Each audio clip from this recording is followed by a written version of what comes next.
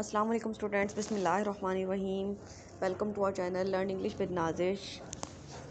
Okay, आज का हमारा टॉपिक है द ज्यू ऑफ माल्टा, जो एक ड्रामा है जिसे जो है क्रिस्टोफर मार्लो ने लिखा है। तो अब इसको हमने डिस्कस करना है। इसका बहुत इंपॉर्टेंट क्वेश्चन है, अ टिपिकल मार्लोवियन ट्रेजेडी, कि क्रिस्टोफर मार्लो ने जो ट्रेजेडी लिखी है उसको हम डिस्कस करते हैं। मेडिवल ड्रामा, ये जो क्वेश्चन है मैं करंट नोट से पढ़ाने लगी हूँ। Medieval drama was linked with church and there were only mysteries and morality plays, but after the rise of a new wave of Renaissance in Europe, there was a great change in the taste of the audience.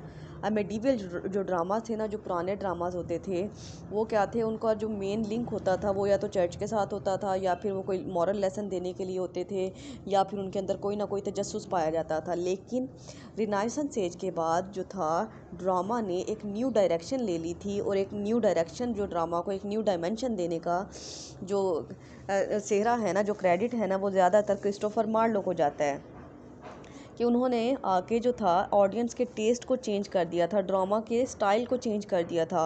After the reformation movement, mysteries and morality place lost their influence on audience. अब जो था ना, reformation movement के बाद ये जो पुराने type के ड्रामाज होते थे ना, मोरालिटी प्लेज हो गए, मिस्ट्रीज हो गई, इन सब ने जो था ऑडियंस ने अपना इनमें से इंटरेस्ट खो दिया था, उन्होंने इसमें दिलचस्पी लेना छोड़ दी थी। Rather they were disliked by the people because of their link with old church. जो कुछ ज़्यादातर लोग उनको जो है ना इस वजह से भी नापसंद करते थे, क्योंकि उनका ज़्यादातर जो वहाँ पे जो जिक्र होता था ना, उनमें ओल्ड चर्च का होता था, तो वो जो इस वजह से भी उसको नापसंद करते थे। ये फर्स्ट पैराग्राफ हम यहीं तक करेंगे, आगे कट कर दें। सेकंड पैराग्राफ पे आते हैं। With the revival of learning in the 15th century, the translation of Senecan tragedy. Senecan tragedy किसे कहते हैं? सिनिक ट्रेजिडी एक ऐसा ड्रामा होता है जो कि 9 क्लोजेस्ट ड्रामा से मिलके बना होता है, और जिसका मकसद जो है वो ये होता है कि यानी राइटर जब उसको लिख रहा होता है ना, उसका इरादा नहीं होता कि वो उसको परफॉर्म करवाएगा या फिर जो है ना उसको एक्शन की फॉर्म में लेके आएगा, बल्कि वो उसको वर्ड्स की फॉर्म में लिखता है, ब्लैंक वर्ड्स की फॉर्म में लिखता है, कि उसको रीडिंग के इरादे से लिखता है। इसकी डेफिनेशन होती है सिनिक ट्रेजिडी की, the play of 9 closest dramas play intend to be read not to be performed in blank verse. यानी ऐसा ड्रामा जो कि ब्लैंक वर्स में लिखा जाता है, रीडिंग के पर्पज़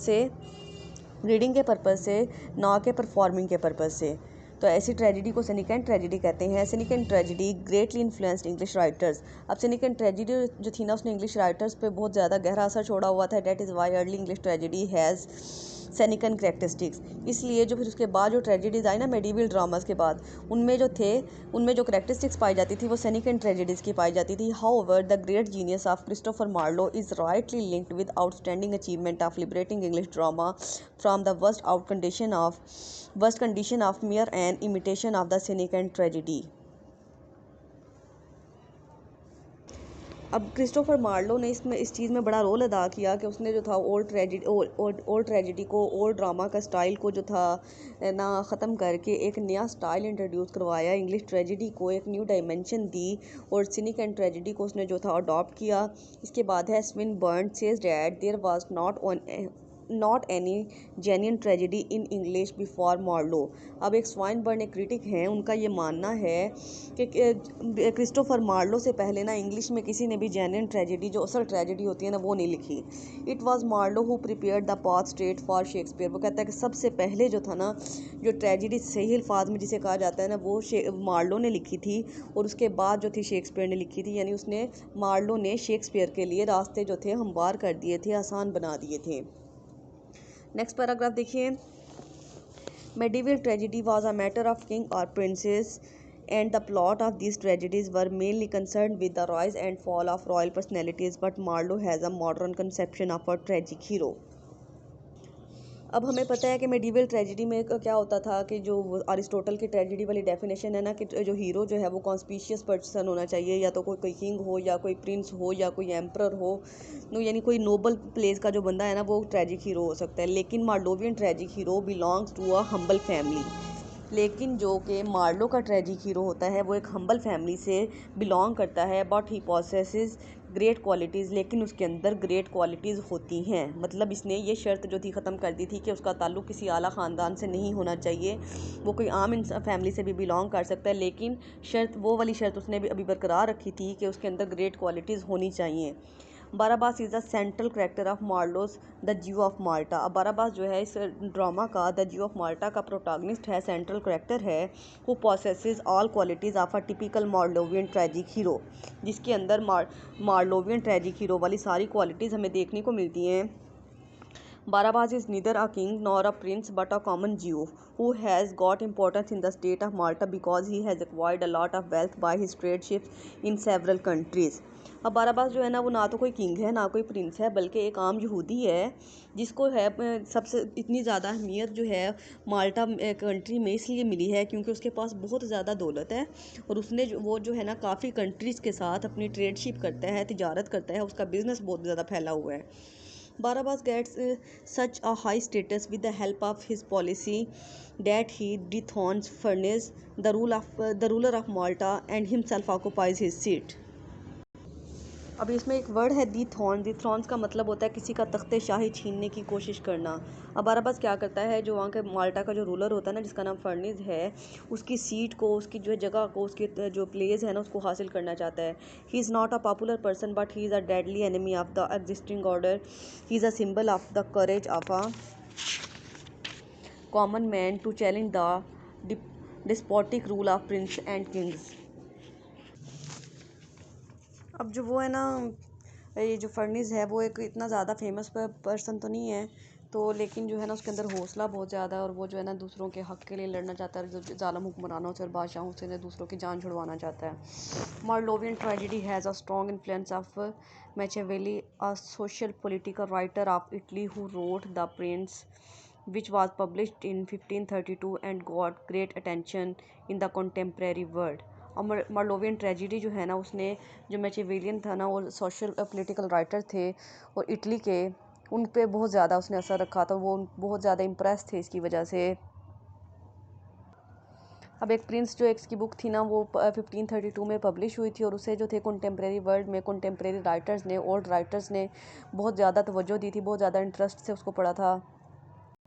अब जो यहाँ पे आपको मैचियावेली का वर्ड नज़र आ रहा है उसमें जो है उसका मतलब ये होता है कि ना कोई ऐसा यानी ऐसा रूलर कि यानी किसी उस बात पे बिलीव करना कि ना कोई रूलर जो है ना वो उसके अंदर जो है डर ज़्यादा होना चाहिए टू बी, या फिर उसमें खौफ जो है ना वो यानी लोगों के अंदर ना डर के बजाय खौफ ना पैदा करे बल्कि लोग उससे मोहब्बत करें, क्योंकि अगर जो ऐसा हुक्मरान जिसे सब मोहब्बत करते हैं ना तो सब उसकी इज़्ज़त करना, उसको ऑनर देना जो है अपना फ़र्ज़ समझते हैं। लेकिन जो कि यानी जो लोगों के ऊपर रोब रखता है या फेयर रखता है, ऐसा रूलर जो है ना उसके लोग सिर्फ इस वजह से ओबीडियंस करते हैं, इसलिए उसकी फरमाबरदारी करते हैं ताकि उन फेयर ऑफ पनिशमेंट से यानी सज़ा के डर से, इसके अलावा उसकी कोई इज़्ज़त नहीं करता, बल्कि इसलिए वो जो है ना उसको जो रूलर को जो है ना एक ऐसा हुक्मरान होना चाहिए जो कि लोगों से ये मोहब्बत हासिल करे बजाय इसके कि वो खौफ हासिल करे।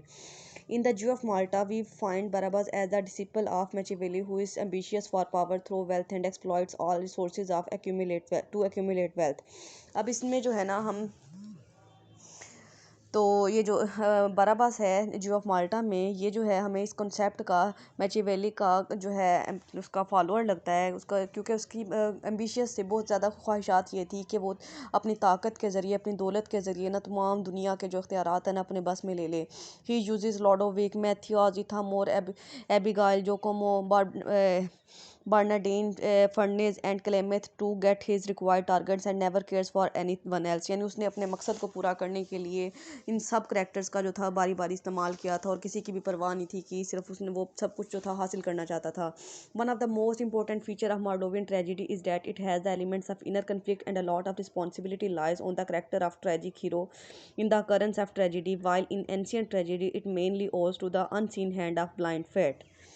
अब जो है मार्लोवियन ट्रेजिडी का एक और जो वो हमें वो फीचर नज़र आता है, एक और जो उसकी कैरेक्टरिस्टिक्स हमें मिलती है वो ये है कि इसके अंदर इनर कन्फ्लिक्ट्स होते हैं। इनर कन्फ्लिक्ट्स क्या होते हैं? एक तो फिजिकल अपीयरेंस आ जाती है ना, इनर कन्फ्लिक्ट्स में आते हैं हमारे अंदर की सोच, हमारी सोल, हमारी थॉट्स, हमारे आइडियाज़, हमारी फीलिंग्स, ये सारी चीज़ें जो है इनर कन्फ्लिक्ट्स में आती हैं। अब जो मार्लोवियन ट्रेजेडी है ना उसमें ये कहा जाता है कि ना यानी ये सारी चीज़ें जो है ना वो जो ट्रेजेडी होती है ना वो उसके लिए जो हीरो होता है ना ट्रेजिक हीरो वो खुद रिस्पॉन्सिबल होता है, वो उसका खुद इसका जिम्मेदार होता है। लेकिन एंशियंट ट्रेजेडी में ऐसा नहीं था कहा जाता है। एंशियंट ट्रेजेडी में ये कहा जाता था कि हो सकता है कि ना या तो उसका हमार्शिया हो यानी एरर ऑफ जजमेंट हो जिसकी वजह से उसकी ट्रेजेडी हुई हो, या फिर उसका ब्लाइंड फेट हो, या उसका नसीब हो कि उसके नसीब में ऐसा लिखा हुआ हो जैसा कि एडिपस रेक्स में था कि वो उसके मुकद्दर की वजह से उसके साथ वो ट्रेजेडी हुई है। लेकिन मार्लोवियन ट्रेजेडी क्या कहती है कि जो करेक्टर है, जो ट्रेजिक हीरो है, वो खुद जिम्मेदार है। आगे देखिए, Furnace in the Jew of Malta deprives Barabbas of all his wealth, which Barabbas cunningly managed to take back and even becomes himself the governor of Malta। अब जो क्या करता है कि जो वहाँ का था ना फर्नेस, जो कि उधर ज्यू ऑफ माल्टा का गवर्नर था, उसने बड़ी चाल चल के जो था ना उसकी बराबास की सारी दौलत जो थी हथियार ली थी और उसको जो है वो ना बिल्कुल खाली कर दिया था, दरबदर कर दिया था। लेकिन ये बराबास ने अपनी होशियारी दिखाई थी, अपनी चालाकी के साथ उसने हर चीज़ उसे वापस ले ली थी और ख़ुद जो था उसको उसकी जगह से हटा के खुद वहाँ का गवर्नर बन गया था माल्टा का। Here he commits the fatal mistakes and takes Furnace in confidence and discloses his further plan and quite naturally meets his tragic end। लेकिन उसने गलती कहाँ पे की, उसने एंड पे आके जब था ना उसके साथ यानी ट्रेजेडी इस वजह से हुई कि उसने जो था फर्नेस पे जो था एतबार करके उसको जो था ना वो कॉन्फिडेंस में लेके जो है ना उसको अपना राज जो था ना वो उसके सामने डिस्क्लोज कर दिया था, अपना प्लान उसको बता दिया था, जिसकी वजह से फर्नेस जो था वो उससे भी ज़्यादा होशियार था। तो उसने उससे बदला लेने के लिए ना जो उसका किया हुआ प्लान था ना उसमें ही उसको फंसा दिया था और उसकी डेथ हो गई थी, जिसकी वजह से वो अपने ट्रेजिक एंड से जा मिला था। आगे देखिए, Marlovian tragedy discard the old concept of tragedy as a medium of teaching conventional morality. अब मार्लोवियन ट्रेजेडी जो है ना एक और कॉन्सेप्ट को रिजेक्ट कर देती है कि ओल्ड कॉन्सेप्ट ऑफ ट्रेजेडी ये था कि कोई भी ट्रेजेडी होती है ना हम उससे एक मॉरल लेसन सीखते हैं, एक सबक सीखते हैं, ये एक मीडियम ऑफ टीचिंग होती है। His tragedy is born out of the fall of protagonist is Machiavellian morality caused by some tragic flaw in his character which is responsible for his ruin। लेकिन इसकी जो ट्रेजेडी है उसमें क्या होता है कि जो प्रोटैगनिस्ट है ना उसका फॉल जो है वो उसकी अपनी यानी उसके जो फ्लॉज होते हैं, उसकी जो शॉर्ट कमिंग्स होती हैं, उसके जो बुरे अखलाकियात होते हैं ना, बुरी आदतें होती हैं, या उसकी होशियारी होती है या चालबाजियाँ होती हैं, उसकी वजह से उसके साथ ट्रेजेडी होती है जो उसकी तबाही का सबब बनती हैं। The plot of the Jew of Malta recounts how Barabas is despoiled of his wealth by Furness in order to pay the long overdue Turkish tribute money. अब जो जियो ऑफ माल्टा का जो प्लॉट है, जो सेटिंग है, वो हमें इस चीज़ से मुतारफ़ करवाते हैं, इस चीज़ से इंट्रोड्यूस करवाती है कि ना बाराबास ने किस तरह से अपनी दौलत जो थी ना वो फर्नेस से जो थी वो वापस निकलवाई थी, जो कि उसने उससे हथियार ली थी, उसने उससे कैसे वापस लिया था, और जो तुर्किश के जो ट्रिब्यूट्स अदा करने थे, उनके टैक्सेस पे करने थे, उनके जो खराज अदा करने थे, उनको किस तरह से अदा किया गया था। Barabbas' revengeful motives are justifiable, but the tragic end which Barabbas faces is not foreign, but his very own fatal mistakes causes his ruin। अब जो बाराबास को के जो बदला लेने की उसके अंदर आग थी ना वो यानी काफ़ी हद तक जो थी जस्टिफाइबल थी, कि वो यानी उसके साथ जो गलत, हमारे साथ भी ऐसा ही होता है कि हमारे साथ अगर कोई गलत करता है या हमारा कुछ छीन लेता है तो हमारे अंदर उसके बदला लेना होता है कि हम चाहते हैं कि हम जो है ना हम उसे अपना जो उसने हमसे चीज़ ले ली है हम उसे अपना वापस छीन के रहें। तो यही जो है उसके अंदर बाराबास के अंदर भी होती है, तो ये जस्टिफाइबल है। लेकिन उसको जो था ट्रेजेडी का सामना जो करना पड़ा था वो उसकी अपनी फाटल मिस्टेक थी, उसने अपनी गलती थी क्योंकि जो उसने जो था ना उसको फर्नेस को अपना राज बता दिया था, इसकी वजह से उसके साथ जो थी ना उसकी ट्रेजेडी हुई थी। Marlovian tragedy is also notable for high seriousness and beautiful poetry in blank verse. अब मार्लोवियन जो ट्रेजेडी है वो हाई सीरियसनेस से भरी हुई है और इसकी जो है ना ब्लैंक वर्स में भी, यानी है तो एक ड्रामा लेकिन ये एक्शन की फॉर्म में नहीं बल्कि ब्लैंक वर्स की फॉर्म में है, रीडिंग की फॉर्म में। Shakespeare would not have been Shakespeare had Marlowe not written his great tragedies. अब वो कहते हैं कि शेक्सपियर जो है उस वक्त तक शेक्सपियर नहीं हो सकता जब तक वो शायद इतनी उसको फेम ना मिलती, इतना उसका नाम ना होता जब तक वो मार्लो को यानी मार्लो जो था वो इंग्लिश ड्रामा को एक न्यू डायमेंशन न्यू डायरेक्शन ना देता, क्योंकि शेक्सपियर ने बाद में आके मार्लो के क्रिस्टोफर मार्लो को फॉलो किया था, उसकी जो थे उसके बनाए हुए जो पाथ्स थे उनको फॉलो किया था। इस वजह से शेक्सपियर जो है वो मार्लो का फॉलोअर है और शेक्सपियर उस वक्त शायद आज शेक्सपियर इतना फेमस ना होता अगर मार्लो ना आया होता। ये था आज का हमारा क्वेश्चन। आई होप सो कि आपको इसकी समझ